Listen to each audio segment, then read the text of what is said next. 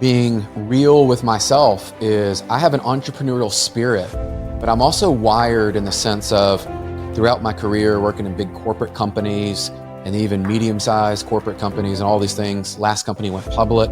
I love being the person that's on the team, that's adding value, but in my sweet spot in my role. What I recognize is like I'm not the person that's going to go start up the company from ground zero, build out some of those things. It's just not how I'm wired. And I think a lot of people struggle with that, Nathan, is because they see the CEO title and they see the founder and they see these people online that half of it's not even true, if not more than half, I would say. And they think they want this role for all these reasons that aren't even true. Welcome to the podcast. Nathan Newberry here, your host. I have Brian Covey on the call here today with us. Super pumped for you to hear his story, the introduction about his past, and everything you can learn about him from leadership and sales. But before we do, there's a free training I want to give to you, free down below in the show notes. Check that out, just about how to build an online authority, how you use sales and marketing together to really build an online platform of influence. And so check that out. That's going to be very helpful for you. Brian, diving into it here, I want to ask you a question about high performance. This is a question I always ask everybody on the podcast because there's so many of us that are cut, from a different cloth, that we think and see the world, a lot differently. How does that describe who you are from your past and also understanding how you kind of interpret it and move forward now with understanding that? I love the question, Nathan. Thanks for having me on. I'm excited to jam with you. And from my sports days, man, I played Division I soccer and then some pro soccer and all the things. I think back to athletes that I was around, and every level was different, right? If you think about in high school and club travel soccer, there were people that were successful at that level. And as you went on to college, there was another group. Some were not as successful. Maybe they were on the bench. Maybe they were able to be more successful. And you moved to the pro ranks. And there was another cutting of, okay, not everybody can go from college and play at the next level. I'll tell you one thing that's always stuck out to me then, and it's true now in business and life, is there was this mental component that I believe that there was a mindset that people talk about it. But what I'll share with you is what I learned is there was a way they carried themselves. There was a way they thought about themselves and thought about other people. And I often was fascinated by the top athletes were the ones that not just had the skill, right? They had to have a certain amount of skill to get on the field. Like that's kind of the given. Pass, dribble, trap the ball well, be there. But they were these critical thinkers. They could see things other people couldn't see, and they could problem solve very fast. And I often looked at it as I was a goalkeeper. And making a split-second decision, am I going to come out for that cross? Am I going to come out for that breakaway? Where am I going to play that ball? Things are happening fast. What I found is high performers can take all of this noise and all these things happening around us, which we're all dealing with it. Today, you're probably thinking of all the things you've got to do, all the requirements and pressures and responsibilities. And maybe I need to start this online course, and I got a coach over here, and I got my family, and all these things we got to do. Mm-hmm. High performers can cut through, and they know what decision is going to move the ball down the field and score, and they can act decisively and move forward. So that's where I always look for high performers on our team. And in myself, I'm always looking, how do I get better at making not only just fast decisions, but the right decisions, and then moving forward confidently and knowing I'm going to have to adapt, I'm going to have to adjust, and I've got to execute the plan as I go forward. So that's what I look for. That's what I saw in athletes and in successful salespeople today. Yeah. That's how they win. I love that. And for the audience that's hearing, Brian's an author, he's a speaker, he's a coach, he has multiple businesses. Like, define a little bit more clearly of like what you do, how you serve people now. Yeah, so 23 years I've been in the mortgage space. And I tell this story, I'll give you the shorter version of, I couldn't get a job when I came back from playing soccer. So I left college and played for a season in the USL over here in the States. And I came back, and I was one of those commitments to my parents is I'm going to finish my degree.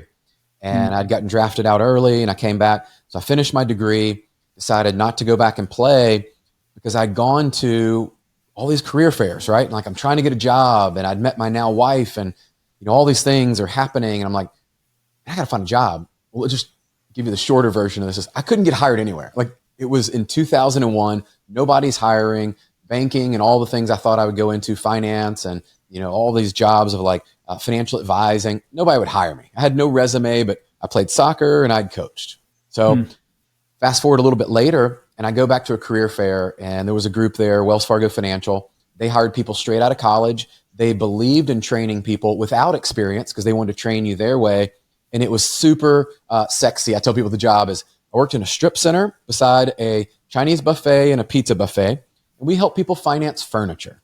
0%, no payments for 5 years. Those commercials you've seen. Yeah. That's us. Like we're literally dialing all day, cold calling, and I learned credit, income, and assets. So I give you that story as I started at the very bottom doing something that most people would not ever do, but I'm grateful for those 2 years of just learning and grinding to actually build up that resilience of cold calling and understanding credit, income, and assets, which most people skip over. And then I moved to the mortgage side. So for 23 years, I've been originating, helping people achieve that American dream. You know, Nicole and I, my wife, we went through that buying our first house. Now we bought multiple properties and investment properties over the years.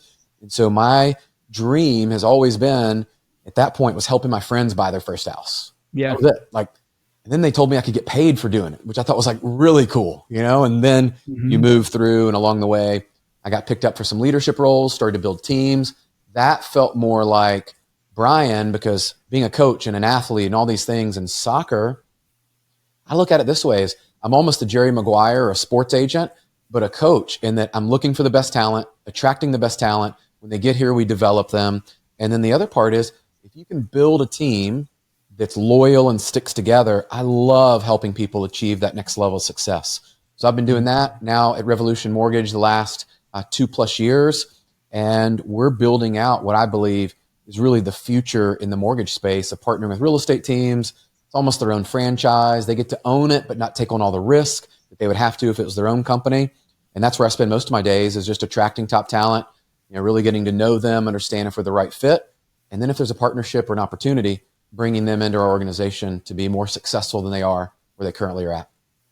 I was reading this book, Ready, Fire, Aim, today, you know, and he talks about the phases that business go through. And at the very beginning, you're doing everything, right? And then the second phase is that you have multiple products and you have a team. And the third one is that you're really starting to build out some corporate style of company with leadership and roles. And you're, instead of focus on entirely on sales, it's really kind of building sales teams and teams in general. Could you talk a little bit about that expertise that you have there from, you know, being a rep yourself, dominating in that sector, and then transitioning into those leadership roles? What did you have to learn? What are some of the skills that you've had to adjust as an entrepreneur at a company that kind of transitioned into what you're doing now? And I love that you bring up entrepreneur, because it was years before I even knew the term existed. Yeah. And I knew being real with myself is I have an entrepreneurial spirit, but I'm also wired in the sense of, throughout my career working in big corporate companies and even medium-sized corporate companies and all these things. Last company went public. I love being the person that's on the team, that's adding value, but in my sweet spot in my role. And what I recognize is, like, I'm not the person that's going to go start up the company from ground zero and build out some of those things. It's just not how I'm wired. And I think a lot of people struggle with that, Nathan, is because they see the CEO title and they see the founder and they see these people online that half of it's not even true, if not more than half, I would say. And they think they want this role for all these reasons that aren't even true. Mm-hmm. And I wish someone had told me earlier in my career that, hey, Brian, like, you being an entrepreneur and you supporting people in our hierarchy in corporate, there was always someone above me and what was there, and making them look great. And the people that reported up through me, that if I could help them achieve success and move up, is what I have learned through this is, one, I don't have it all figured out at all. Every season, every year, I was just sharing this with somebody, is the older I get and the more I learn, the more years I'm in business, the more I realize how much I don't know. Number two is recognizing talents and gifts in other people is a skill of a leader. Yeah. And I started out from being in production and moving into leadership was, I'm going to do it myself. My way is the best way. I was the top producer in the branch. Like, you just think you've got it all figured out. And people bring ideas. Maybe they bring creative new ways for us to be successful. And your first inclination, if it's like mine was no, that's good, but man, we're going to do it this way. And I was just having a conversation with a friend of mine, Nathan. He was so frustrated. He left this corporate planning meeting at the beginning of the year, and he shares with me that they're talking and planning going out the year. And they're going through this, and he shares something that was counter to what the leader had shared. He's like, hey, I don't think that's the culture we want to build. That's not empowering. That's actually demeaning the team. It's going to be defeating. And it was all around like performance improvement plans, which anybody that studies those, by the way, sidebar, knows that everybody's just patiently waiting for the person on the performance plan to be fired. Like, show me the plan that's ever happened and how many people. The percentage is so low that they somehow learn the skills, start meeting the expectations, and start getting there. I'm not saying it hasn't happened. I'm just saying that whole monkey routine, that we kind of call it, is not helping people. So my friend's in this meeting, and literally, Nathan, he shares this new idea and is completely shot down. What I found was fascinating is after the meeting, he has people coming up to him going, man, that was great. Thank you for speaking up. That's what we need to be talking about. And he goes, well, then I ask him, why didn't you speak up? Why didn't you share? So I give you that story as just a context of we need to be open to other people's opinions and the things that are there. And as a leader, not be afraid to share what you believe might be counter to what's being shared. Look, I've done that and basically been told, hey, we don't want you with the organization anymore. Like what you want to build and what you want to do, that isn't what we're doing. And I think leaders, the third one as I shift into is you need to be confident enough in your abilities and what the vision and what you believe culturally is how you want to build a company. Years ago, I had this kind of fundamental dispute about the company versus personal brand. And I believe the personal brand is the deal. Your brand introduces you before anything else. It's your reputation. It's the things that people are attracted to. People do business with people, not companies. Like we've heard all these things. But this company really wanted to promote the company. And I fundamentally believed there was a better way and another way. And it took me leaving and going and doing it my way at another company. And I broke through the highest level of success where we built a $2.5 billion mortgage production team. And had I not taken the risk, had not done that, had I not listened to other people's ideas and valued their input, right? All these things are just some lessons that I would share with you along my journey that I don't have it all figured out, but I do know those to be true. That's so good. I want to touch on this and then ask you a question specifically on like hiring and looking for A players. But we brought this up there's a book from Patrick Lencioni talking about the motive, which is really good for all the entrepreneurs listening here about the motive of wanting to be a CEO. And sometimes it's like the entrepreneurship edge that we have of like, hey, we want to make our own way is not always the best for every personality. And you can really build some really strong wealth and really cool stuff being an entrepreneur. But David talks about this in his 5, next steps too, about being an entrepreneur for a mission and a purpose. And Brian has dominated in this industry, has made very good money and focused on being able to do this. And so I love that. And so I wanted to get a lot of perspective around this for you to kind of assess, you listeners, of is this the right path for you? And if not, then find something that you can connect with, like Brian, that loves what he's doing, loves the passion behind that, because I think that's really important with everything. And in your role, Brian, let me ask you this. A lot of entrepreneurs, a lot of people that listen to this, they're like, I need to hire people. I just don't know how, or I don't know what I'm looking for, or I'm challenging with this. And you've been doing this for a few decades now. What are some good things in leadership that we should be looking at to find great talent and A players and, stars that are going to dominate, that's going to help you with the vision and also be able to really dominate as well? What are some of those traits? Love this question. And I'll be the first one to admit, 7 years ago, I was at this crossroads where my results in this area, honestly, were up and down. Like I would have months that we were crushing it. And then I would have seasons and months that, man, it was horrible. And it was just desperation. And it's because I didn't have a process. I wasn't clear on who I wanted to recruit. I wasn't clear on what my value proposition was. And so if that's you today, I just want to share that so you know, like, I didn't always have a process or a routine to this or really know. And it did take me hiring a coach, and I invested money in it because I knew, look, this isn't going away, right? If I want to do this and I want to be successful, this is a skill like communication and those type of things. You're not getting around it. If you're not great at it, you've just limited and put a ceiling on your income and your impact. And so if that's you, good news is I'm going to share with you what I learned and condense it down very, very simply. And there's more to it, but I'm just going to share with you what I learned. Is for many people, Nathan, they're not even sure who they want to hire and why they want to hire them. And so I would start there. And it was interesting. I was having this conversation the other day, and most people, if you're an entrepreneur or even an entrepreneur, we think the first person we need to go hire is maybe another salesperson, or maybe it's somebody to help us build our brand, or maybe it's that coach that I referenced in recruiting. The thing is, if you're not clear on what the problem is that you're trying to solve, you might hire for the wrong person based on what you see other people doing. Well, Nathan went and hired this person to help build out his online coaching platform, and I just need to go market better because, Hermosi said I need to market, I need to do this and do that. Man, the first person you may need to hire, a coach of mine told me this years ago, is somebody to help out around with your personal tasks and your chores and at the house. Absolutely. And that sounds really weird. It's like, hold on, we need to find somebody to help us with the landscaping. We got a pool, we need to help that. And can we use Shipt and some things to help us with groceries so we have our time back? Because I want to be at my kids' sports. I want to be here. And what I started to attack, we were talking about Dan Martell, right? Like buying back your time, is the first area is I would challenge you to go buy back your time personally so you can do the things that you want to do when you want to do them with your family. And if you have kids, make sure to prioritize that and your health. Once you've gotten that part right, now let's move into growing the business, because I can just tell you, as soon as you start growing the business over here and you don't fix the personal side and you're not working out and your health is in jeopardy and you're not doing that and you don't have things in order to help you around the house, whether it be groceries or landscaping or whatever the tasks that you need around, you can't go out there and start building the business, because then everything at the house is just going to get worse. And so if you're married and you have kids, especially, please listen to that, because that's something I had to learn the hard way and to start figuring that out first. Okay, so now jump into business. What I learned is most people are hiring not based on the actual need or opportunity in front of them.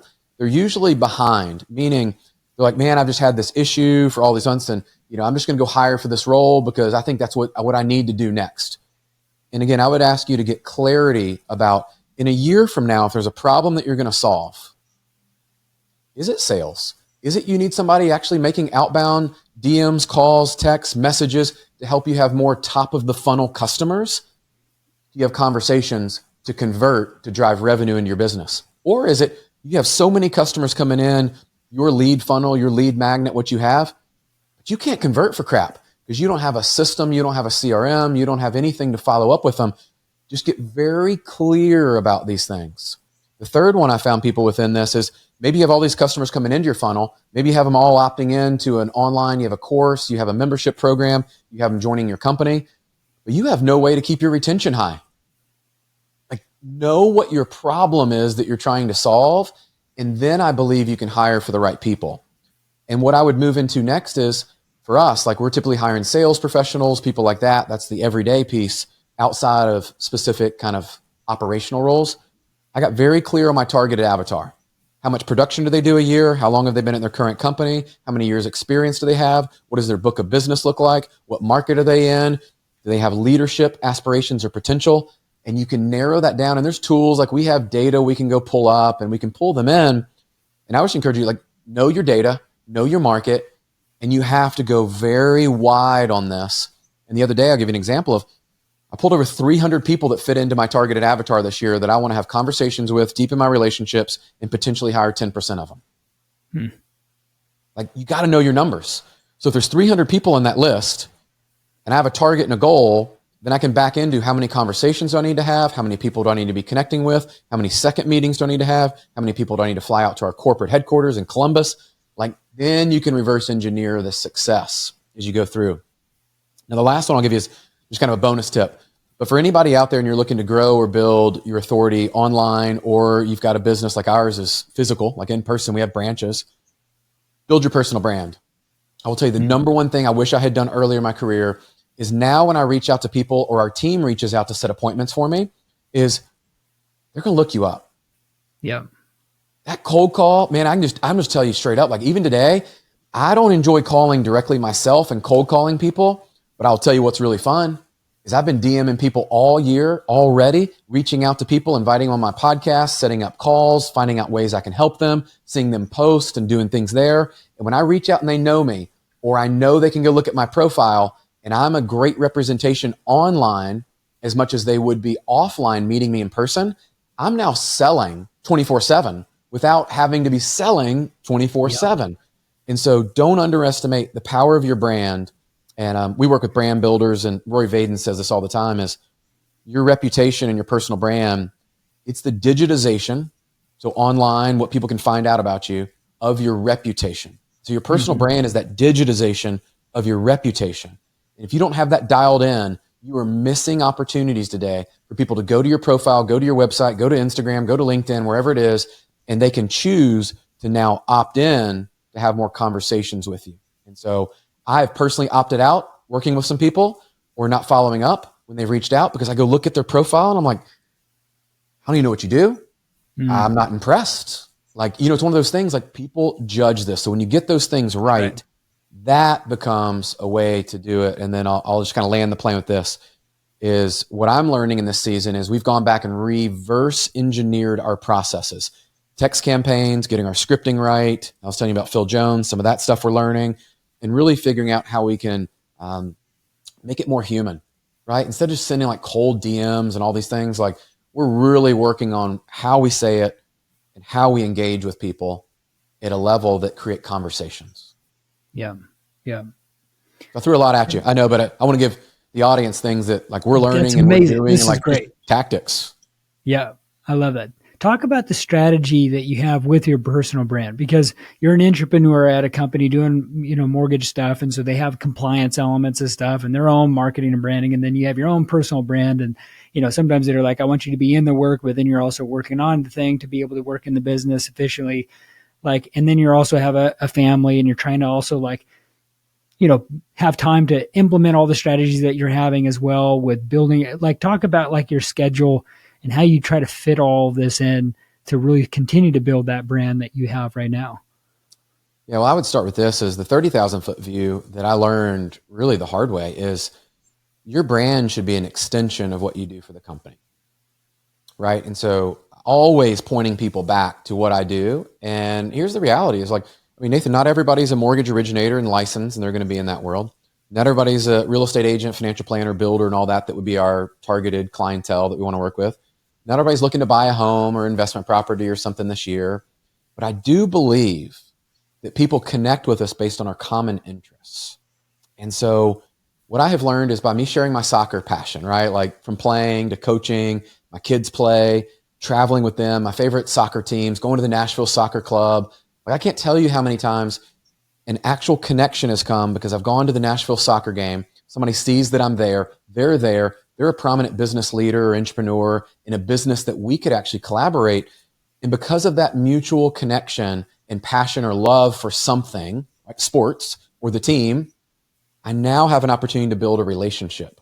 And so I view my brand as, when I'm putting out fitness content, I'm putting out things around, I'm in no way like trying to be the expert or tell you I got it all figured out. But I do know within my story and my journey, even as last year, I set out to lose all this body fat, right? And I'd been hovering around 15.5%. And I shared this story with people. Is like, I settled, man. Like, honestly, I settled and it was good. And in my 40s, like, I was fit compared to my colleagues and people in their 40s. And then I had a friend, I think I was telling you, with Ben Newman, and I saw how ripped he got. And I saw people doing 75 hard and these results. I'll never forget sharing that. And I put out this crazy statement of, man, I'm going to drop below 12% by July 4th, because we had a beach trip with the family. And then after that, my daughter challenged me, and I shared this story, and people cracked up that had kids. And I said, yeah, my daughter goes, hey, Dad, that's awesome. Do you think you could ever get to like single digits? I mean, is that something you can't really do at your age? The challenge begins. Challenge. And so I shared that with people, and there were dads reaching out to me. Typically they're ones that resonate, and they're like, holy crap. Like, you don't know the spark you lit under me. And like, I've been here and I want to be there. And it doesn't matter if they're starting at 30%, like twice where I was like, so what? Your journey is your journey. But that sharing of my health journey, why I share that with you, is the amount of conversations I can't even keep up. Yeah. With people DMing me, sending me messages, wanting to have conversations with me. Well, as you start to build trust and you start to show people that you're disciplined in one area, what I found is people do judge you based on your fitness. We've heard that. And you walk in a room, if you're fit and you're confident, it does give you a slight competitive edge. It just does. Like, not here to argue with people. I'm just telling you, that's people's perception. By me sharing that discipline, if somebody's looking to join my team, think about that in business. They go, well, if Brian's able to go do that and set a goal and smash it and crush it, And then he's able to inspire and help other people get there. What can he do for my business? Absolutely. Right? So there were people that joined our company as a result. And so I give you that as like your personal brand. The best tip I could give people is document your journey. Don't try to be a creator. So document over create. And don't underestimate the things that you do, the silly things that you get involved with. I share the good, the bad, whatever's happening out there with people. One of my favorite posts, even today, I put something out there about like where I was struggling as a leader in my career and where I've got clarity and going back to being a student today. And the amount of people, Nathan, that engaged, that were my targeted avatar, that people I want to be having more conversations with, was spot on. I don't look at the number of people. I looked at the quality of the people. And that's what a personal brand can give you. And of course, you're doing this. You get a podcast, and I've started to speak on stages. I started doing all these things. But look, I'm still learning and improving and figuring it all out. But what I know is I am better and my results are better by having a stronger personal brand. And so don't underestimate that. That's going to be a competitive edge. I believe even more so as all the AI stuff continues to come out and we start getting fooled by these kind of online gurus that aren't real. People want authenticity. They're going to go back to person connection. If you can build a brand online, when you show up in person, you've now accelerated trust and accelerated that relationship. So do that. Watch how your results and your winning it's going to go up. Mm-hmm. And I think that like crosses, the authenticity part with not only just on your online personality, which I think is so good because like now it's like the marketing strategies isn't like the billboard and bus benches. It's like influencer marketing in a way, like person-to-person relation, that empathy that you can create, that authenticity that you can create through this stuff. But it also is like marketing and sales are becoming more entangled together than ever, right? With sales right now, not only to recruit and hire, but also to sell the product. For you, it's mortgage. For the listener, it could be anything.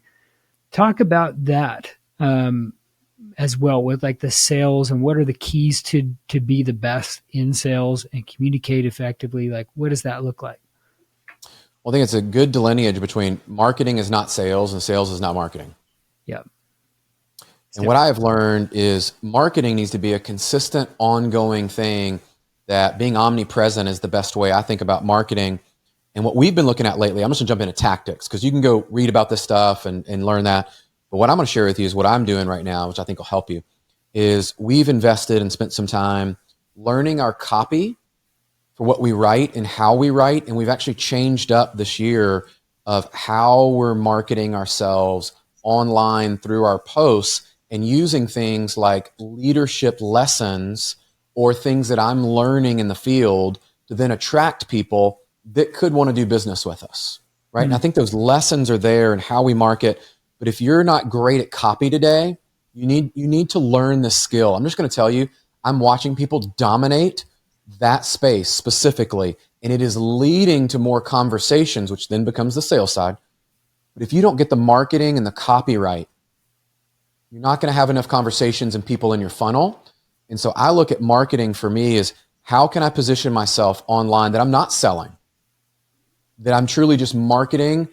And Hermosi says this best is one of the tips he gives is proof over promises. And so we're going back to just actual factual things. Like our company added over $1 billion in production in the last 2 years. If you look at the teams that are here, their average tenure, the average production of a branch, what they typically make. Like we're getting into things that they're not up for dispute. Like they are factual. They are proof of what's there. Customer reviews that you have, people that are happy with your product or service. That's irrefutable. That's not a promise you're making for the future. That's proof that you did what you said you were going to do and the level at which you did it. So you need to start accumulating proof. Start getting it now. It's like you doing your podcast, Nathan. Like we were talking about this is, all the reviews you have. That's proof of how good your podcast is without you having to go out there and sell it and go, I promise it's amazing. No. John over here or Mary said they love the podcast because of X, Y, and Z. If you would love to learn more about that, or that's up your alley for a podcast and you want to become, a high performer, or you're an entrepreneur, or you want to learn these habits, my podcast is for you. Just listen to what these people said. Boom. Let's shift over into sales because I think this is where the game is going to be won and lost this year. And I've started to look at our conversion rates. If you don't know those in your business, you need to know them. Absolutely. You need to understand where is the leak in your funnel from that first conversation to the next step in the next conversation to the close, and like where is the leak? We all have it, by the way. It doesn't matter how good you are. Somewhere in your process, there's going to be more times than not that you lose people. And our communication skills, our ability to persuade and influence. I was listening to this podcast with Ed Milet as I was driving back from St. Louis with our youngest this weekend. And he was talking about if he could just have one skill, if it was just one, he said it'd be the art to persuade and influence people. Because at the end of the day, whether it's a relationship, you're starting to date, you're getting married, you've got your kids, you want them to do things, you have team members you want to do things, you have clients you want them to do things with you. If you can't persuade and influence people to make decisions in the direction you want to go, this game is going to be hard.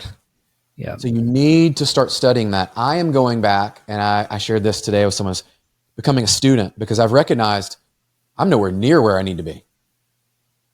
But I know this, I can get better. And you have to study and learn and model and find out who's exceptional at those. And so I think sales is going to move into less about selling and hard closing and hard sells and all this kind of stuff we've heard for years. And it's very much understanding their needs, asking better questions, understanding where they want to go. I always say their point A, where they are, to their point B. Can you help them get there? And is it speed? Is it money? Is it something that's a big pain point for them? Can you understand all these things? And can you be the one to guide them from their point A to their point B and solve that problem? If you can, and you can present a solution that serves them and is in their best needs, you no longer are actually selling like the old way. You're guiding and providing a solution to solve their problem. And one of my favorite coaches here always says, the bigger the problems you can solve, the bigger the paychecks will be. Brian, you've talked about so many great things with leadership, with sales, with creating an online brand, with building that authenticity, like amazing stuff. And I hope people are taking notes when they listen to you around these steps and content around how they can be better and better. How can people follow you and connect with you further? Best way is IG, and I've had to put the before it, so it's at the Brian Covey because someone took my name before. I'm on LinkedIn. We've got briancovey.com website. You can find the book. You can find my podcast. We've got a weekly newsletter. I would highly encourage people on LinkedIn. We drop it every Monday, and it is your dose of high performance habits to leadership to recruiting, everything that we've talked about today and more. And so every week we drop that with a ton of value, ton of great people actually jump in there and collaborate. So if you want to connect up with great people and you want to learn some things beyond what we talked about today, jump in there on the newsletter. I think we've got over 8,000 subscribers, which I share that because, man, we started a year ago, and it's just proof that sometimes you got to reinvent yourself and do different things. And my goal this year is to try to get that over 25,000 subscribers just on LinkedIn, right? Yeah. On that platform. And so join us over there. Let me know what has impacted you, what we shared today that might have resonated. Perfect. I'll put those links down in the show notes so you guys can grab that. Brian, thank you so much for being on the podcast. And before you go, if you haven't, there's that gift that I want to give you for a free training on like how to build an online brand, just like Brian encourages here, just like I teach. It's really important to really know how to do that well, to get the consistent leads you need, to learn how to do sales the proper way and build a team. So all those things are in that training. Go check that out. And thank you for listening, and we will see you on the next episode.